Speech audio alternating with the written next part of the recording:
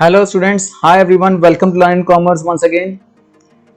आज मैं आपको एक बहुत ही इंपॉर्टेंट टॉपिक एक्सेस डिमांड और डेफिशिएंट डिमांड, इस टॉपिक पर हम आज डिस्कस करने जा रहे हैं।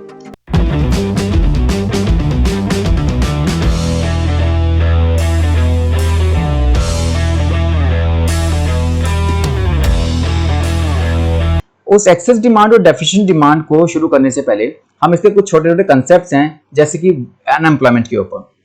आपको पता है अनएम्प्लॉयमेंट दो तरह की होती है, एक वॉलंटरी और एक इनवॉलंटरी। वॉलंटरी अनएम्प्लॉयमेंट जो है अपनी मर्जी से बेरोजगार है, यानी वो situation when people are able to work but are not willing to work. काम करना उनकी एबिलिटी है उनके पास, पर वो काम करना नहीं चाहते। यानी कि जिस वेज रेट पर उनको एम्प्लॉयमेंट मिल रही है उस वेज रेट पर वो काम करना नहीं चाहते, उनके पास एबिलिटी है। यानी कि वो जो अनएम्प्लॉयड है ना, वो अपनी मर्जी से हैं, at their own will, and it is known as voluntary unemployment.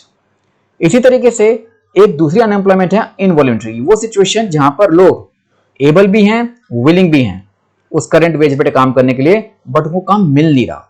मतलब वो काम करना चाहते हैं, काम मिल नहीं रहा, वो कहलाते हैं इनवॉलंटरी अनएम्प्लॉयमेंट। यानी कि वो अनएम्प्लॉयड जो है अपनी विश, अपनी विल के अगेंस्ट हैं।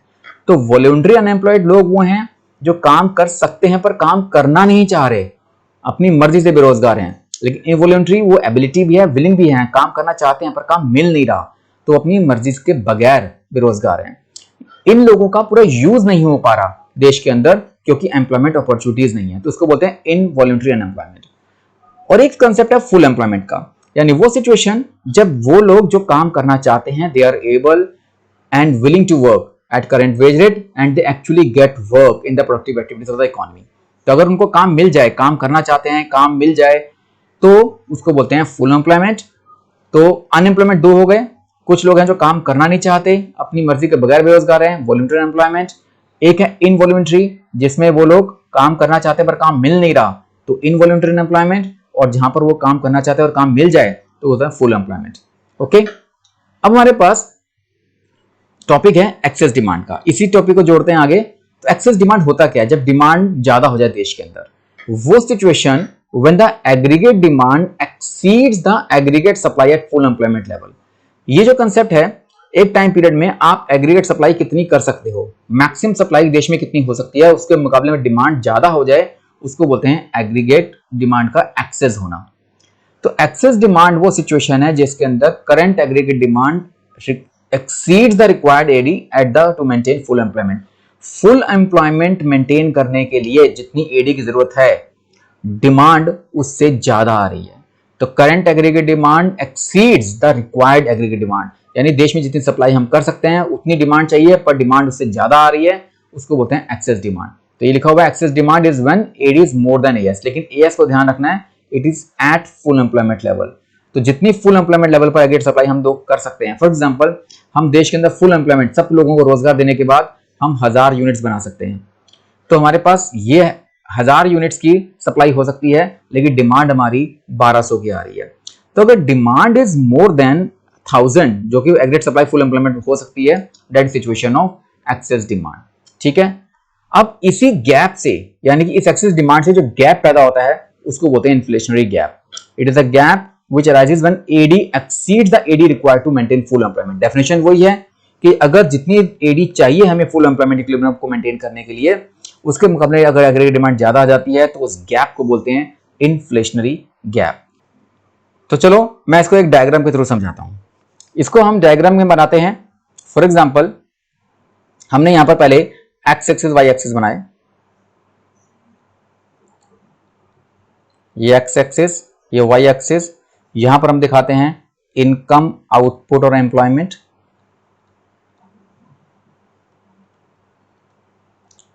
और यहां दिखाएंगे हम एडी और एएस।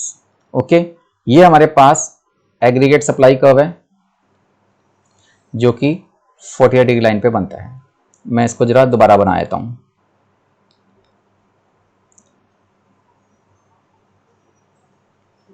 ओके, ये हमारे एग्रीगेट सप्लाई कर्व हो गया,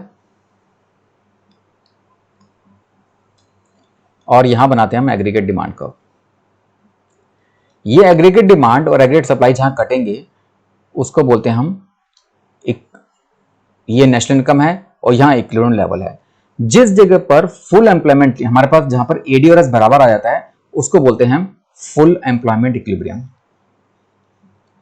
तो दिस इज सिचुएशन, अगर आपसे खाली फुल एम्प्लॉयमेंट इक्विलिब्रियम का डायग्राम पूछा जाता है तो आपको सिर्फ ये बना के दिखाना है। लेकिन क्योंकि इस केस में हम एक्सेस डिमांड पढ़ रहे हैं तो एक्सेस डिमांड को पढ़ने के लिए हम करेंगे डिमांड हमारी ज्यादा है, तो नॉर्मल एग्रीगेट डिमांड से हमारी डिमांड ज्यादा है, तो ये हमारा बनेगा नया एग्रीगेट डिमांड कर्व AD1। अब ये कट तो यहां रहा है, ठीक है, नया पॉइंट। लेकिन हो क्या रहा है, मैंने आपको बताया था कि एक्सेस डिमांड की सिचुएशन क्या होती है। एक्सेस डिमांड की सिचुएशन होती है when aggregate demand is more than aggregate supply at full employment level. Okay, अब इस केस में अगर मैं एग्जांपल दूं कि हमारे पास डिमांड होनी चाहिए, सप्लाई जो हमारी है वो 1000 है, सारे यूनिट्स को सब लोगों को एम्प्लॉयमेंट देके हम 1000 यूनिट्स बना सकते हैं, पर डिमांड क्योंकि 1200 की आ रही है। एग्जांपल ये दिया था ना कि हमारे पास ये तो 1000 है और ये 1200 है, ये 200 का गैप है। अगर हमारे पास डिमांड 1200 की है तो हम बनाएंगे कितना, हम 1200 नहीं बना पा रहे क्योंकि हम 1000 बना सकते हैं फुल एम्प्लॉयमेंट पर, तो 1000 से ऊपर तो बना ही नहीं सकते। मतलब ये जो हमारे पास लेवल है 1000 यूनिट्स का, इसके ऊपर हम बनाएं कैसे, क्यों ऑलरेडी हम फुल एम्प्लॉयमेंट में बैठे हैं। तो इसका मतलब हमारे पास और आगे बढ़ाने की कैपेसिटी नहीं है, लैंड लेबर कैपिटल हमारे सारे फुली यूटिलाइज्ड हैं, तो हम इस लेवल पे तो पहुंच ही नहीं सकते। यहां पहुंचने का मतलब हमारे पास आउटपुट बढ़ेगा तभी हो सकता है, पर आउटपुट तो हम बढ़ा नहीं पा रहे क्योंकि ऑलरेडी फुल एम्प्लॉयमेंट पर है। इसका मतलब यहां पर ये जो गैप आ रहा है, यहां पर देखो ये वाला, ठीक है ना, ये जो गैप है ना इसको बोलते हैं हम इन्फ्लेशनरी गैप। इसको ऐसे दिखाना है कि हमारे पास एडी जो एग्रीगेट डिमांड हमारी इस वक्त करंट में आ रही है वो यहां पे एक पॉइंट ले लो, फॉर एग्जांपल सी से लेकर वाई तक, ये सी वाई हमारी एग्रीगेट डिमांड है, पर फुल एम्प्लॉयमेंट पर सप्लाई हम या डिमांड कितनी चाहिए हमें वो यहां पर है ई से लेकर वाई तक। सो सी वाई माइनस ई वाई, सी वाई में से ई वाई माइनस करेंगे तो सीई का गैप है ये वाला सी से लेकर ई तक का, ये हमारा कहलाता है इन्फ्लेशनरी गैप। तो इन्फ्लेशनरी गैप मैंने बताया था वो गैप जो पैदा होता है एग्रीगेट डिमांड के एक्सेस होने की वजह से। जितनी एग्रीगेट डिमांड देश में चाहिए उसके मुकाबले डिमांड अगर ज्यादा आ जाती है तो उसकी वजह से जो गैप पैदा होता है उसको बोलते हैं इन्फ्लेशनरी गैप। तो इस डायग्राम के अंदर आपको तो फुल एम्प्लॉयमेंट का इक्विलिब्रियम पॉइंट शो करना है कहां पर आ रहा है, और फुल एम्प्लॉयमेंट के मुकाबले में डिमांड कितनी ज्यादा है उसको इन्फ्लेशनरी गैप के थ्रू शो करना है, ठीक है ना। तो ये आपको शो करना है एग्रीगेट डिमांड एग्रीगेट सप्लाई के साथ इस इन्फ्लेशनरी गैप को। अब आगे देखो हमारे पास कारण क्या है, एक्सेस डिमांड के कारण क्या है। देखो डिमांड जो हमारी होती है वो सी आई जी और एक्सपोर्ट्स माइनस इंपोर्ट्स की वजह से होती है। ये एग्रीगेट डिमांड के 4 कंपोनेंट्स बताए थे। तो अगर देश में कंजम्पशन एक्सपेंडिचर बढ़ जाए, मतलब लोग बहुत ज्यादा खर्च कर रहे हैं, मतलब डिमांड बहुत ज्यादा है। अगर देश में मनी सप्लाई बढ़ जाए, अगर सरकार बहुत ज्यादा खर्च करती है यानी गवर्नमेंट एक्सपेंडिचर, सी बढ़ रहा है, जी यानी कि गवर्नमेंट का एक्सपेंडिचर बढ़ने से मनी सप्लाई बढ़ जाए तब भी देश में डिमांड बढ़ जाएगी। अगर कॉमर्शियल बैंक्स बहुत ज्यादा उधार क्रिएट कर दें तब डिमांड बढ़ सकती है। अगर एक्सपोर्ट्स बहुत ज्यादा हो जाए, नेट एक्सपोर्ट्स का डिफरेंस है, नेट एक्सपोर्ट्स में एक्सपोर्ट्स बढ़ जाए या इंपोर्ट्स कम हो जाए, अगर एक्सपोर्ट्स और इंपोर्ट्स में डिफरेंस है वो बहुत ज्यादा हो जाए तो इस डिफरेंस की वजह से एग्रीगेट डिमांड में एक्सेस पैदा होता है, इन्फ्लेशनरी गैप पैदा हो सकता है।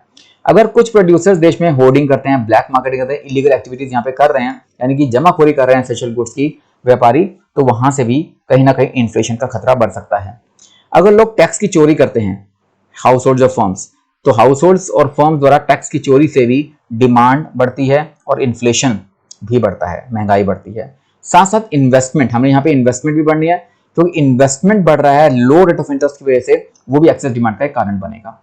और साथ साथ जो मंदी तेजी का जो साइक्लिक फ्लक्चुएशंस होती हैं उसकी वजह से भी एक्सेस डिमांड पर असर पड़ता है, ठीक है। ये हो गया एक्सेस डिमांड का। अब दूसरा टॉपिक जो है वो डिफ्लेशनरी गैप यानी डेफिशिएंट डिमांड का है।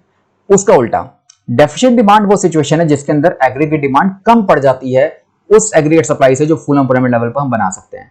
सिमिलर सिचुएशन लेके चलें कि हम 1000 यूनिट्स बना सकते हैं, यानी एग्रीगेट सप्लाई हमारी आ रही है 1000 और डिमांड हमारी 800 की आ रही है, डिमांड कम पड़ गई है। यानी वो सिचुएशन है जिसके अंदर जो हमारी एग्रीगेट डिमांड या प्लान्ड एग्रीगेट डिमांड है वो कम पड़ गई है उस एग्रीगेट डिमांड से जो चाहिए फुल एम्प्लॉयमेंट लेवल पर इक्विलिब्रियम को मेंटेन करने के लिए।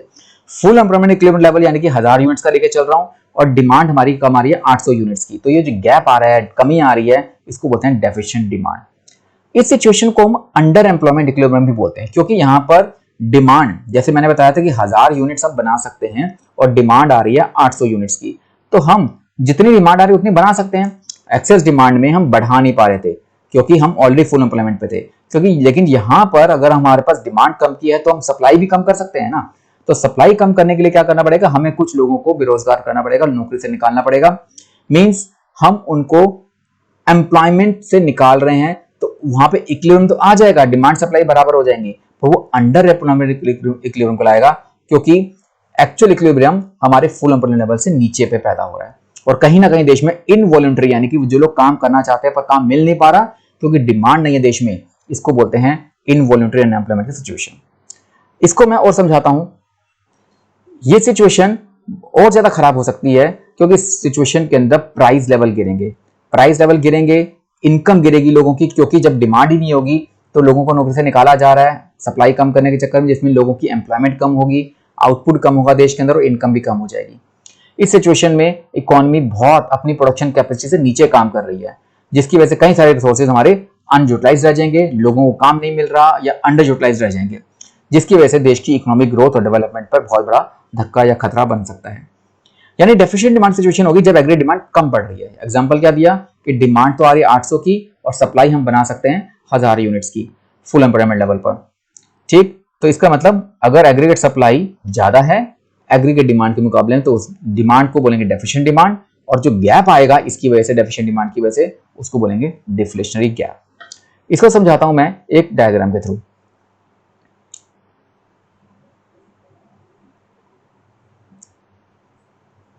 ये हमने एक्सिस बनाए और यहां पर जैसे मैंने जो पहले भी लिखा था, तो इनकम, आउटपुट और एम्प्लॉयमेंट लेवल को हम यहां दिखाएंगे। यहां पर वही एडी और एएस दिखाना है। पहले आपने दिखाना है इसमें 48 डिग्री लाइन जो कि एएस की है। ठीक है, एक एग्रीगेट डिमांड कर्व बनेगा हमारा, जो हमने यहां बना दिया। अब एग्रीगेट डिमांड कर्व आपका यहां कट रहा है, तो आपके पास नेशनल इनकम यहां पे आ रही है और इक्विलिब्रियम लेवल यहां पर आ रहा है। अब हुआ यह है कि डिमांड हमारी कम है, डेफिशिएंट डिमांड है, तो हम गैप को नीचे बनाएंगे, एक नया कर्व बनाएंगे जो कि एग्रीगेट डिमांड का नया कर्व बनेगा AD1। अब यहां पर हम 1000 यूनिट्स बना सकते थे, लेकिन डिमांड 800 की आ रही है, जिसकी वजह से हम 800 ही बनाएंगे, हम 1000 नहीं बनाएंगे क्योंकि डिमांड देश में कम आ रही है। तो नया Y1 ये है जहां पर हम 800 यूनिट्स बना रहे हैं। ठीक है ना, तो 1000 यूनिट्स की जगह हम 800 यूनिट्स बना रहे हैं। इसका मतलब नया इक्विलिब्रियम पॉइंट यहां पे आ गया, क्योंकि यहां पर ADS बराबर है, AD ये वाला और AS ये वाला इस लेवल पर इक्विलिब्रियम लेवल पर इक्वल आ रहा है। यहां पर अगर हम देखते हैं तो डेफिशिएंट डिमांड की कमी, डिमांड में कमी आ रही है। दिखाएंगे कैसे, जैसे वहां पे मैंने आपको एग्जांपल दिया था डेफिशिएंट डिमांड को कैलकुलेट करने के लिए कि एग्रीगेट डिमांड कम है, मतलब एग्रीगेट सप्लाई फुल एम्प्लॉयमेंट पर ज्यादा है और एग्रीगेट डिमांड कम है। सबसे पहले देखो फुल एम्प्लॉयमेंट लेवल ये वाला है, यानी कि जहां पर एडीएस नॉर्मल सिचुएशन में बराबर है, तो इसको बोलते हैं हम full employment. Full employment level of output तुम्हारा ये हो गया। अब ये जो लेवल है जहां पर एडीएस बराबर आ रहे हैं, ये एडीएस बराबर जरूर आ रहे हैं, लेकिन ये सिचुएशन आपकी अंडर एम्प्लॉयमेंट की है, क्योंकि हमने 1000 यूनिट्स बना सकते थे पर 800 यूनिट्स बना रहे हैं। तो जो लोग 200 यूनिट्स बना सकते थे, हमने उन लोगों को अनएम्प्लॉयड कर दिया। तो ये जो गैप है सारा, ये हमारा कहला सकता है हमारा इनवॉलंटरी अनएम्प्लॉयमेंट। हमने इतने लोगों को नौकरी से निकाल दिया क्योंकि देश में डिमांड नहीं है, इसलिए हमने उन लोगों को नौकरी से निकाल दिया। तो ये पूरा गैप जो है यहां से लेकर यहां तक का सारा, ये हमारा इनवॉलंटरी अनएम्प्लॉयमेंट हो गया। अगर मैं इस पॉइंट को देखूं तो ये हमारा कहलाएगा अंडर एम्प्लॉयमेंट इक्विलिब्रियम, क्योंकि हमने डिमांड और सप्लाई तो बराबर कर दी कि जितनी डिमांड थी उतनी सप्लाई कर दी, पर इक्विलिब्रियम आने के बाद इसमें देश में अनएम्प्लॉयमेंट पैदा हुई है, इसको बोलते हैं अंडर एम्प्लॉयमेंट इक्विलिब्रियम। ओके, तो एक हो गया फुल एम्प्लॉयमेंट इक्विलिब्रियम, ये हो गया under employment equilibrium E1 point पे, ये E पॉइंट पे फुल एम्प्लॉयमेंट और E1 पॉइंट पे अंडर एम्प्लॉयमेंट इक्विलिब्रियम, और ये गैप मैंने बताया इनवॉलंटरी एम्प्लॉयमेंट का। अब देखो डेफिशिएंट डिमांड हमारे पास, सप्लाई हम कितनी कर सकते हैं, हम सप्लाई कर सकते हैं इस पॉइंट पर, जैसे कि E से लेकर Y तक, ये हमारी सप्लाई मैक्सिमम हो सकती है, लेकिन डिमांड कम आ रही है, तो यहाँ एक पॉइंट ले लेंगे हम B, यहाँ पॉइंट ले लिया B। तो ये जो यहाँ पे लिख दिया मैंने BY, तो ई वाई में से बी वाई माइनस करूंगा तो ये जो गैप आ रहा है मेरा, ठीक है ना, इस गैप को बोलेंगे हम डिफ्लेशनरी गैप। तो EB is the deflationary gap. तो मैंने आपको ये दोनों बताए, इन्फ्लेशनरी गैप और डिफ्लेशनरी गैप कैसे शो करना है। इसके अंदर जैसे एक एक्सेस डिमांड के अंदर हमने सिर्फ एक फुल एम्प्लॉयमेंट लेवल और एक इन्फ्लेशनरी गैप दिखाया था, लेकिन यहां पर अनएम्प्लॉयमेंट की वजह से हम इनवॉलंटरी अनएम्प्लॉयमेंट भी शो कर रहे हैं, अंडर एम्प्लॉयमेंट इक्विलिब्रियम भी शो कर रहे हैं, और डिफ्लेशनरी गैप को कैसे शो करना है वो भी हम शो कर रहे हैं। ठीक है, ये पूरा एग्जांपल समझाया मैंने आपको, किस तरीके से आपको डायग्राम को बना के इसको एक्सप्लेन भी करना है, तब जाके ये क्वेश्चन पूरा हो पाएगा। अब इसके भी कारण देखते हैं, जैसे हमने उसमें पढ़े थे, अगर डेफिशिएंट डिमांड के कारण ढूंढने हैं तो वही बात कि कंजम्पशन एक्सपेंडिचर कम हो गया, देश में लोग कंज्यूम कम कर रहे हैं, मतलब डिमांड कम हो गई। अगर देश में मनी सप्लाई कम हो जाए क्योंकि सरकार खर्चा कम कर रही है, गवर्नमेंट के खर्चा कम करने की वजह से मनी सप्लाई कम हो सकती है, तो वो डिमांड कम कर देगी। अगर मार्केट्स में कमर्शियल बैंक्स उधार की क्रेडिट क्रिएशन कम कर दें, लोगों को उधार देना कम कर दें, तब भी आपके मनी ये डेफिशिएंट डिमांड पैदा हो जाएगी। अगर इंपोर्ट ज्यादा हो जाएं और एक्सपोर्ट्स कम हो जाएं, नेट एक्सपोर्ट्स का डिफरेंस नेगेटिव हो जाए, तो आपकी डेफिशिएंट डिमांड पैदा हो सकती है। प्रोडक्शन यानी कि इन्वेस्टमेंट कम कर दें या प्रोडक्शन कम कर रहे हैं companies higher rate of interest की वजह से, तो वो भी आपके लिए डेफिशिएंट डिमांड का कारण बनेगी, और देश में अगर मंदी आ जाए तब भी डेफिशिएंट डिमांड बन सकती है। ठीक है ना, तो ये मैंने आपको बताया कि कैसे एक्सेस डिमांड क्या होता है, उससे वजह से इन्फ्लेशन गैप कैसा कैसा पैदा होता है, और डेफिशिएंट डिमांड की वजह से डिफ्लेशनरी गैप कैसा पैदा होता है। ये सब सिचुएशन बताई। तो आज के लिए तो इतना ही है। अगली क्लास में मैं इन्हीं दो बीमारियां जो मैंने बताई हैं आपको, एक्सेस डिमांड डेफिशिएंट डिमांड की, एक्चुअली बीमारियां ही हैं देश के लिए, क्योंकि डेफिशिएंट डिमांड की वजह से देश में हमारे पास मंदी आ रही है, और एक्सेस डिमांड की वजह से इन्फ्लेशन आता है। तो ये सब कारणों की जो मैंने आपको सारे कारण बता दिए, इसके बाद इनके दूर करने के मेजर्स, मीन इनको फिस्कल पॉलिसी और मॉनेटरी पॉलिसी के थ्रू कैसे दूर किया जा सकता है इन दोनों सिचुएशंस को गवर्नमेंट की, तो वो हम पढ़ेंगे नेक्स्ट क्लास में। ओके, तो stay connected with Learning Commerce for the upcoming videos of the same topic. Till then, goodbye.